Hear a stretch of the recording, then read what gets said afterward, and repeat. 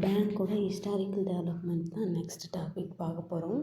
பேங்க்குன்ற meaning already explain பண்ணியாச்சு previous வீடியோவில். Bank ஓட ஹிஸ்ட்ரி ஃபஸ்ட்டு வேர்ல்டு லெவலில் ஃபைனான்ஸ் ப்ரொவைட் அதாவது லெண்டிங் ஆக்டிவிட்டீஸ் ப்ரொவைட் பண்ண பேங்க் எதுனா தி பேங்க் ஆஃப் வெனிஸ். எந்த இயர்னா 1157. ஆனால் வேர்ல்டுலேயே ஃபஸ்ட்டு சென்ட்ரல் பேங்க் ஓல்டஸ்ட்டு ரொம்ப பழமையான சென்ட்ரல் பேங்க் எது அப்படின்னா ரிக்ஸ் பேங்க் ஆஃப் ஸ்வீடன். இதுதான் இம்பார்ட்டன்ட். இது ஒரு ப்ரைவேட் பேங்க்காக தான் ஃபஸ்ட்டு எஸ்டாப்ளிஷ் பண்ணாங்க. எப்போ எந்த இயர் அப்படின்னா 1656 அந்த இயர் தான். இதுதான் ஓல்டஸ்ட்டு சென்ட்ரல் பேங்க், ரொம்ப பழமையான பேங்க்கு வேர்ல்டு லெவலில். இந்த பேங்க் நோட் இஷ்யூ பண்ணாங்க. எப்போ எந்த இயர்லேருந்துன்னா 1897. இவங்களுடைய சோல் ரைட்ஸும் இவங்களுக்கு தான் முழு அதிகாரம் இருக்குது. முழு அதிகாரம் இது பண்ணி அவங்களே என்ன பண்ணாங்கன்னா நோட் இஷ்யூ பண்ணாங்க. செகண்டு சென்ட்ரல் பேங்க் என்ன ஓல்டஸ்ட் அப்படின்னா பேங்க் ஆஃப் இங்கிலாந்து தான். அது எப்போ ஃபவுண்ட் பண்ணாங்க அப்படின்னா எப்போ தொடங்கினாங்க அப்படின்னா 1694 அந்த இயர் தான் தொடங்கினாங்க. ஆனால் first bank of issues bank of England தான் நிறைய ஃபண்டமெண்டல் பேங்கிங் ஆக்டிவிட்டீஸ்லாம் நிறைய டெவலப் பண்ணாங்கன்னு சொல்கிறாங்க. First bank of issues 1864 bank of England provide பண்ணாங்க.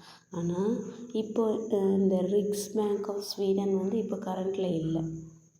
அதை க்ளோஸ் பண்ணிட்டாங்க. ஆனால் வேர்ல்டுலேயே ஃபஸ்ட்டு சென்ட்ரல் பேங்க் எப்போ ஸ்டார்ட் பண்ணாங்க அப்படின்னா அந்த ரிக்ஸ் பேங்க் ஆஃப் ஸ்வீடன் தான் 1656. Next large number of central banks எந்த இயர் எஸ்டாப்ளிஷ் பண்ணாங்க அப்படின்னா எந்த காலகட்டத்தில் அப்படின்னா பிட்வீன் 1921 to 1954 தான் நிறைய large number of central banks நிறைய கண்ட்ரீஸில் என்ன பண்ணாங்கன்னா ஃபைனான்ஸ் நீட்னால் ஓப்பன் பண்ணாங்க banks.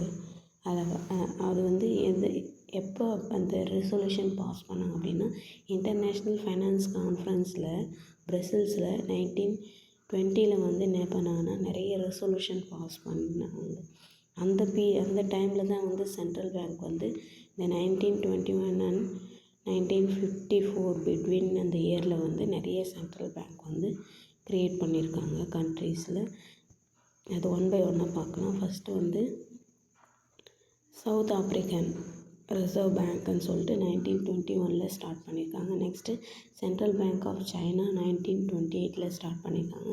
Reserve Bank of New Zealand 1934 start பண்ணியிருக்காங்க. ரிசர்வ் பேங்க் ஆஃப் இந்தியாவில் ரிசர்வ் பேங்க் ஆக்டுன்னா 1934, எஸ்டாப்ளிஷ் பண்ணது அப்படின்னா 1935. இது இந்தியாவில் ஸ்டார்ட் பண்ணது ஃபஸ்ட்டு சென்ட்ரல் பேங்க் இதுதான் Reserve Bank of India. Central Bank of Ceylon 1950, Bank of Israel 1954. இந்த மாதிரி தான் என்ன பண்ணாங்கன்னா இந்த ரெசல்யூஷன் பாஸ் பண்ணி இன்டர்நேஷ்னல் ஃபைனான்ஸ் கான்ஃபரன்ஸில் நிறைய கண்ட்ரியில் சென்ட்ரல் பேங்க்ஸ் க்ரியேட் பண்ணாங்க 1921 to 1954. இதுதான் என்னென்னா ஹிஸ்டாரிக்கல் டெவலப்மெண்ட் ஆஃப் பேங்க்ஸ். நிறைய கண்ட்ரியில் என்ன பண்ணாங்கன்னா பேங்க் தான் அக்செப்டிங் டெபாசிட்ஸ், லெண்டிங், லோன், அப்புறம் நோட் இஷ்யூ பண்ணுறது, அவங்க ஃபைனான்ஷியல் ரிலேட்டடாக கண்ட்ரிக்கு என்ன ப்ராப்ளம்னா அது ரிலேட்டடான ப்ராப்ளம் சால்வ் பண்ணுறதுக்காண்டி என்ன பண்ணாங்கன்னா சென்ட்ரல் பேங்க்னு ஒன்று க்ரியேட் பண்ணாங்க. அவங்க தான் என்ன பண்ணுவாங்கன்னா நோட் இஷ்யூ பண்ணுவாங்க. பேங்க்குக்கே பேங்காக இருப்பாங்க, கவர்மெண்ட்டுக்கும் நிறைய ப்ராப்ளம் சால்வராக இருப்பாங்க. That's it.